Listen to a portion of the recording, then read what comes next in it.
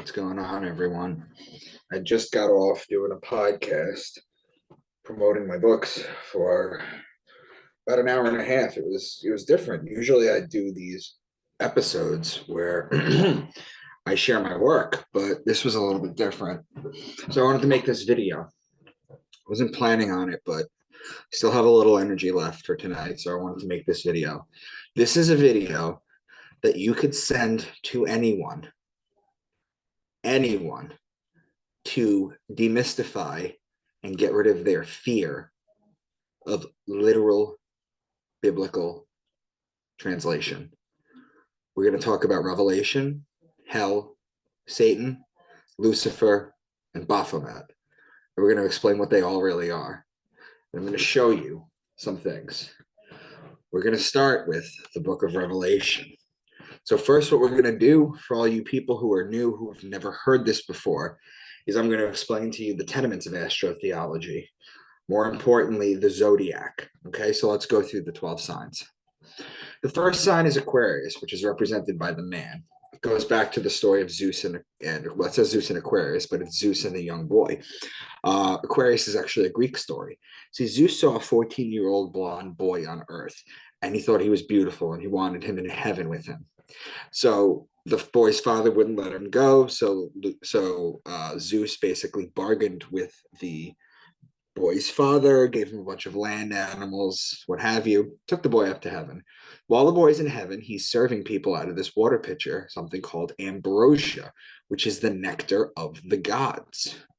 And one day he gets fed up with doing it, goes to the side of heaven, pours it out, like in this picture.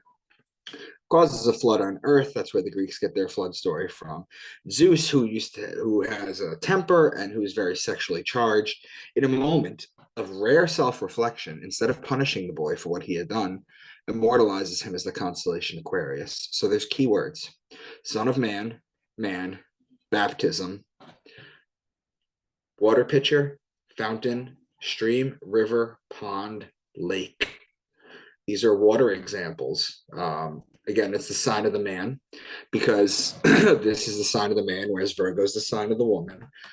Baptism, because this is how you baptize someone. Water pitcher, because this is a water pitcher. Fountain, because a lot of fountains are built like this. So the first sign is basically water. The second sign, which we're going to talk about, is Pisces, which is basically water. It's the sign of the two fish in the water. So, for example, the first two signs we talk about are water, and how you know which sign they're talking about depends on which patterns they're going to make in the sky, which will make sense to you shortly. Aries is the ram, and in Aries you have March 21st, which is the spring equinox. It's a 12-hour day, 12-hour night. It's also the Passover. There's three different kinds of Passovers. The first Passover is when the sun astrotheologically passes over the equator and back on its way up to its height in the summer solstice in Cancer. In Christianity, the Passover is changed, and it becomes the resurrection of God's Son. So you have Easter during Aries. And then the third Passover is the Jewish Passover, where the angel of death passes over the houses in Egypt, and anyone that doesn't have the ram or the lamb, Aries is the ram, the Jews are the people of Aries, the age of Aries, doesn't have the ram's blood smeared on the doorpost, the firstborn sons get killed. So whenever you're talking about ram, lamb, shepherd, or ram's horn, you're talking about Aries. Now, Taurus is the bull. And when you look at the sky and you see Taurus during the season where it's supposed to be, you know you need to put the plow on the bull so that you can plant the seed so you can harvest in Virgo and Libra. So whenever you hear bull, ox, calf, or cow, you're talking about Taurus, cow being the female bull. Gemini is the twins. It's the story of Castor and Pollux Troy, whose sister was Helen of Troy. It's the story of Achilles. This is another Greek story. So whenever you hear twins or brothers, you're talking about Gemini. Cancer is the crab, and it's the sideways moving creature.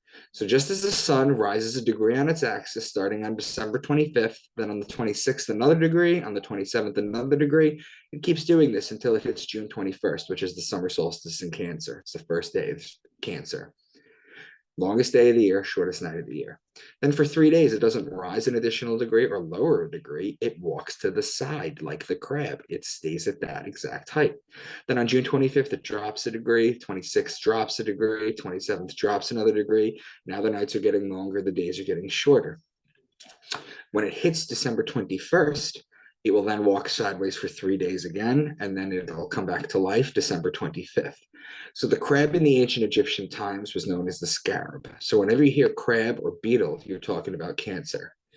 Leo is the lion. He's the king. He's the king of the jungle or the savannah, whatever you want to call it. The ruling planet of Leo is actually the sun. So whenever you're talking about lion, lioness, or cub, you're talking about Leo. Virgo is the woman holding the wheat stalk. Remember before when we said that you plant in Taurus? Well, the virgins would cultivate the wheat in Virgo in order to make the bread for the year. So whenever you hear virgin, wheat, grain, seed, barley, corn, these are all grainy things that take place in Virgo. That's when you harvest. They're talking about Virgo. Virgo is also the sign of the woman. Libra is the justice, it's the scales, it's the balance, it's the just one. The reason it's the justice is because it judges God's sun as it passes over the fall equinox and begins its descent into winter, into cold, into death. The Jews always celebrate their new year around the fall equinox. Libra is also wine season, which when you planted for the grapes in Taurus, you could press the wine here. So whenever you hear law, judge, justice, the just one, divorce, marriage, court, wine, vineyard, wine press, or olive oil, because olives are pressed during Libra as well to get the oil. They're talking about Libra. Scorpio is the scorpion, and he is the betrayer. When a scorpion bites you, it leaves an imprint in your skin that looks like a pair of lips, and it's why the mafia has the kiss of death. See, they leave an imprint on your hand or your body that looked like a pair of lips, but it was full of poison. So therein lies the betrayal.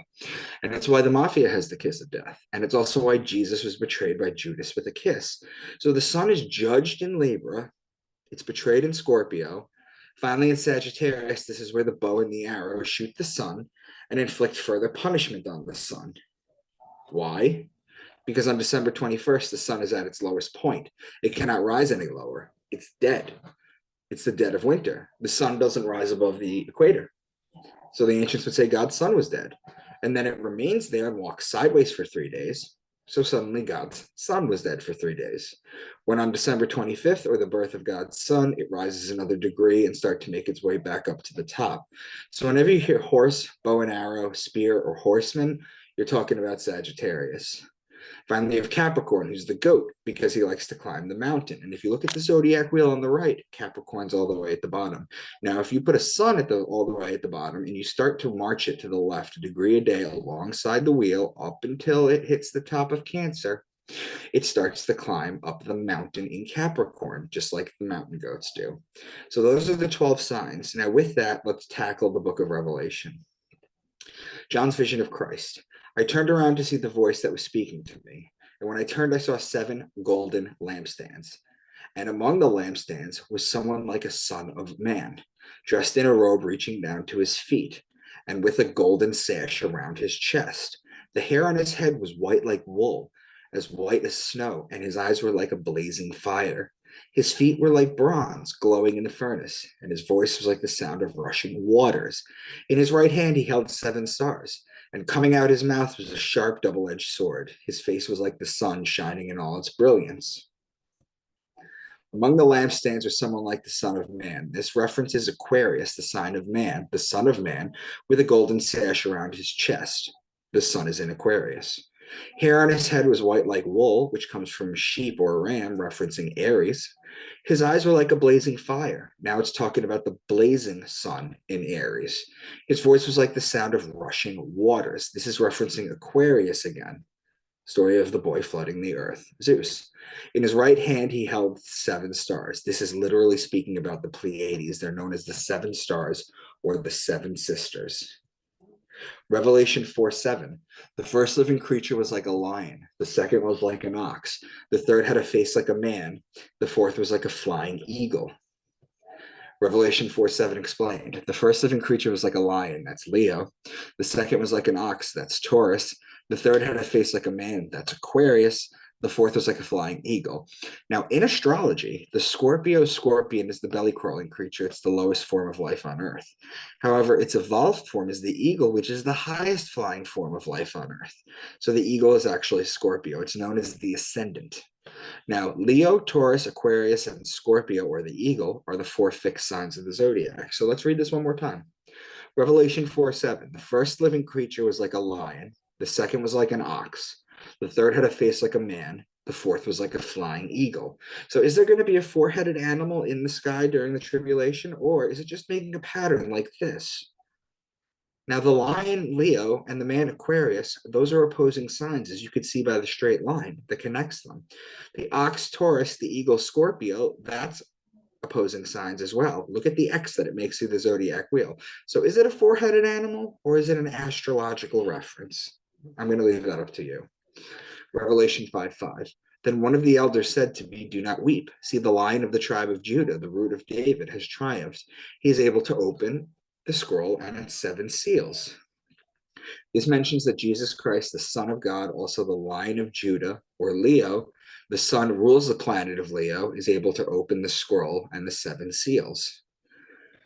Revelation 6:1. I watched as the Lamb opened the first of the seven seals. Then I heard one of the four living creatures say in a voice like thunder, come. The Lamb of God. The sun has opened the first seal while in Aries. Why does the first seal have to be opened in Aries? Why does it have to be in Aries? With the lamb, with the ram. Why does it have to be in Aries? It has to be in Aries because Aries is the beginning of the year, or at least the agricultural year. And at least it was back in the day. See, we have a stupid New Year's that starts in the winter. That really makes no sense. The New Year is the beginning of spring, March 21st. Revelation 6:2. I looked, and there before me was a white horse. Its rider held a bow. Well, you should be able to figure this one out. Before the Lamb stood Sagittarius, the white horse, its rider with a bow and arrow. Sagittarius is where the sun dies. Remember, December 21st? That's where the sun dies. This is the first of the four horsemen. The horsemen are Sagittarius, and where the sun dies. There will be four Sagittarius where the sun dies, one for each gospel. See, Jesus dies four times in the four gospels, right? And the day of death is December 21st. That's Sagittarius. That's why there's four horsemen in the Bible, in Revelation. Revelation 6:6.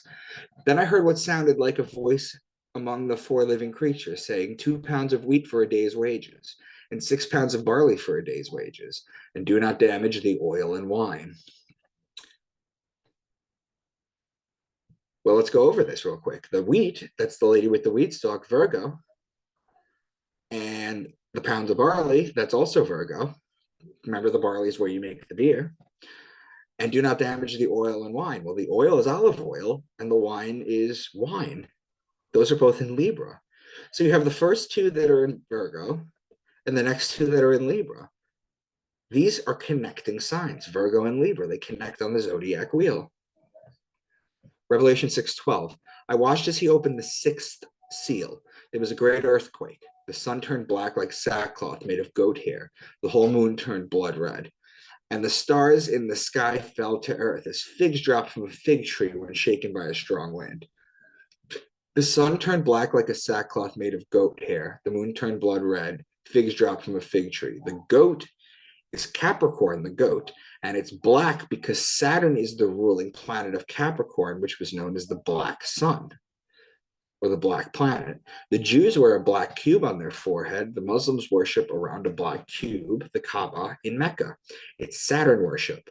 The moon turned blood red. Directly across from Capricorn is Cancer. The ruling planet of Cancer is the moon. So right here, you have the goat, and then you have Saturn, which is why it's the black planet. And then here you have the moon turning red, which is across from Capricorn, which makes opposing sign patterns. It's a straight line. The first time figs are good to eat are in June or Cancer. The second time they're good to eat is from August to October, which is basically Libra. Revelation 7:4. Then I heard the number of those who were sealed, 144,000 from all the tribes of Israel. So this is important because the Jehovah's Witness and for example, I think it's the Seventh-day Adventists, it might not be, the Mormons possibly, they believe that 144,000 people get to go see heaven. And the truth is 144,000 do get to go see heaven, do get to go see God, do get to be with God. But it's not what you think. This has an Eastern influence to the Bible. There are 7 chakras. The root has 4 petals, the sacral has 6, the solar plexus has 10. The heart has 12, the throat has 16, which equals 48. The third eye chakra is represented by 96 and only has 2 petals because it's 2 times as powerful as the lower chakras. 48 times 2 is 96. The crown chakra is 1,000 times more powerful than the lower 6 chakras. When you add the lower 6, you get 96 plus 48 equals 144. You times that by your 1,000 and you get your 144,000. When you've activated all your chakras, that is when you get to go see God. It's not a limitation on the amount of people that get to go. It's important to note too that Christ is Christos, and in Greek that means oil. So the oil travels up your spine, Jacob's ladder, all 33 of them, the significance of the number 33, sets in your pineal gland where you are able to go see God. That's what happens. Revelation 9:3. And out of the smoke, locusts came down on the earth and were given power like that of scorpions on the earth. The locusts came down on earth and were given powers like the scorpions. Well, the scorpions is Scorpio. And what is the power of Scorpio? It's a betrayer. It's to betray. It's the backbiter. It's the betrayer. So that's what locusts are. They're a plague. They're a betrayal. Revelation 9:7. The locusts looked like horses prepared for battle. On their heads, they wore something like crowns of gold, and their faces resembled human faces. Their hair was like women's hair, and their teeth were like lions' teeth. They had tails with stingers, like scorpions. The locusts looked like Sagittarius. They wore a crown of gold, or the sun in Sagittarius. Sagittarius is the man on the horse with the bow and the arrow. Their faces resembled human faces. Their teeth were like the teeth of a lion, that's Leo. They had stingers like scorpions or Scorpio. Revelation 12. A great sign appeared in heaven, a woman clothed with the sun, with the moon under her feet, and a crown of 12 stars on her head. She was pregnant and cried out in pain as she was about to give birth. Then another sign appeared in heaven, an enormous red dragon with 7 heads and 10 horns and 7 crowns on its heads. Its tail swept a third of the stars out of the sky and flung them to earth. Again, another passage where there's supposed to be a dragon in the sky and a pregnant woman that the dragon's going to eat. This is the end of times, people. But let's see if we can make more sense of that. See, a woman clothed with the sun is the sun clothed in Virgo. It's just a metaphor for the sun being in Virgo. Everything is a deeply encoded metaphor. Now, if the sun is in Virgo, the moon will be at her feet. So there's a 24-hour-a-day clock. There's 12 zodiac signs. So the sun spends 2 hours in each sign every single day. Now, if the sun is in Virgo, that's between 4 and 6 p.m. That's when the sun is still up. So if the sun is up, the moon is metaphorically at her feet, because the sun is up. Even though the moon is actually up, it's just hidden from the light. The moon is at her feet. Whereas when the moon is up, the sun is at her feet. Now, another sign appeared in heaven, an enormous dragon. Its tail swept a third of the stars out of the sky and flung them to earth.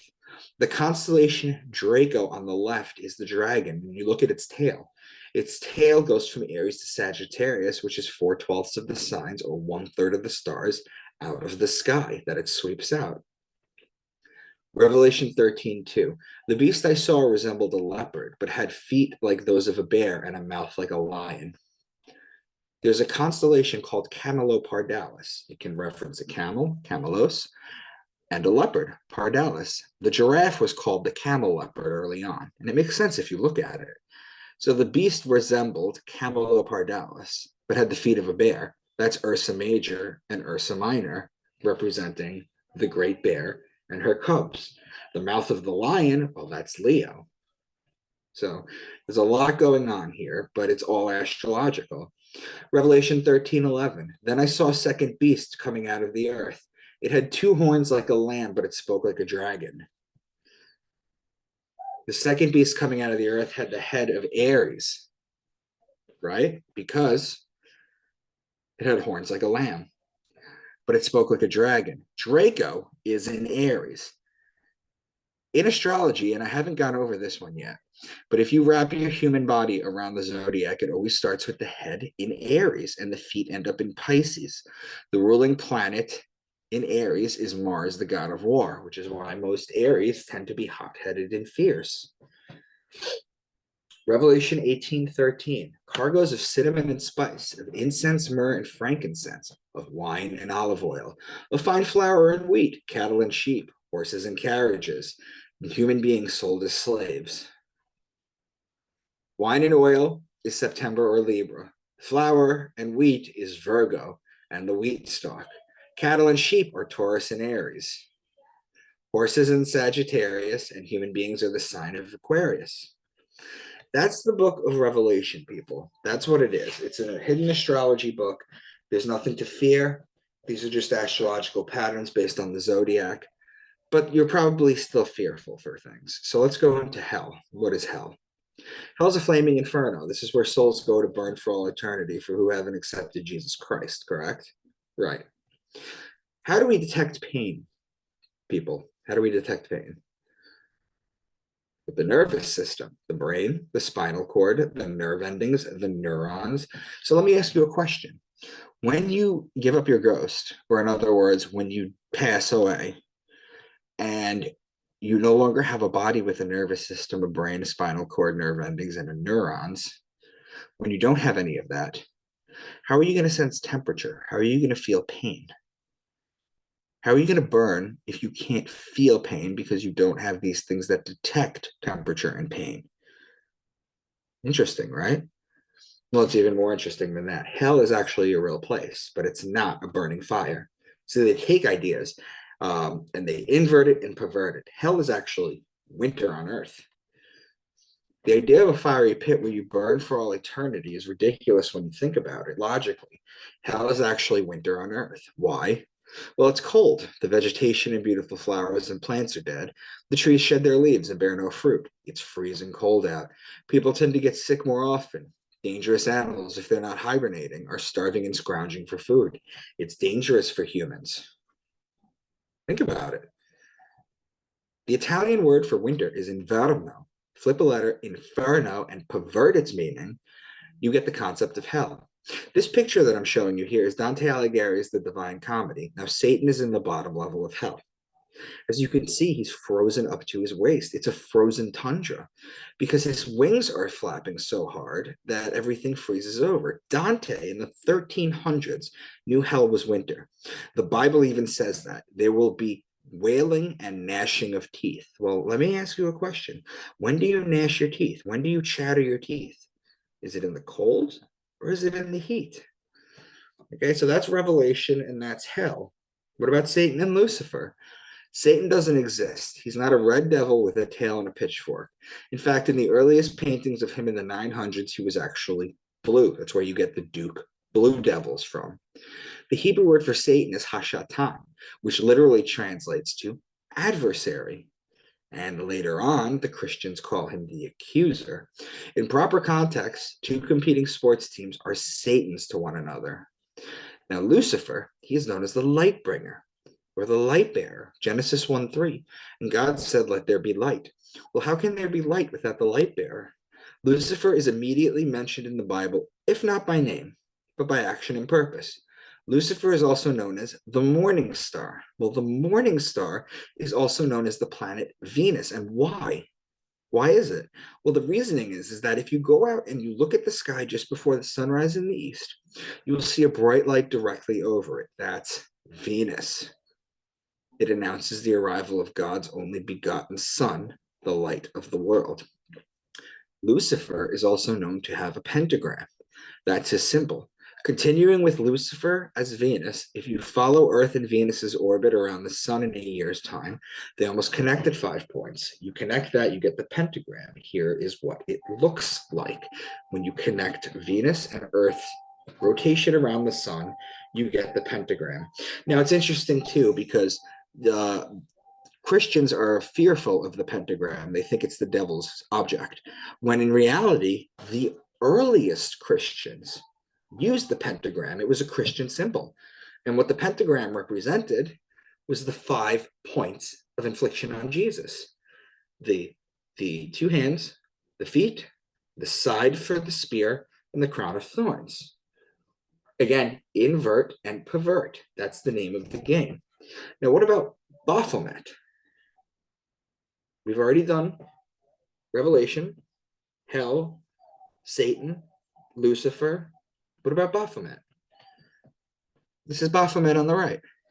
Well, the first thing you'll notice is Eliphas Levi's name at the bottom. He's also the first person to invert the pentagram, point down.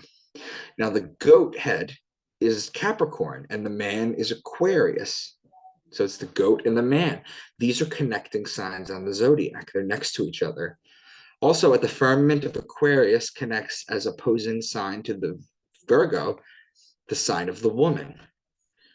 So you ever see the dividing lines between the zodiac signs? Yeah, they don't exist. That's the firmament. And what the firmament is it's a 3-day period on either side of the sign where one energy hands over to another. The firmament is not a dome over a flat earth. That's not what it is. I'm sorry, it's not. Now, the ancients knew that the divine were both masculine and feminine, left brain masculine and right brain feminine. It's why Baphomet has breasts. It's not a demonic entity. It's the joining of male and female.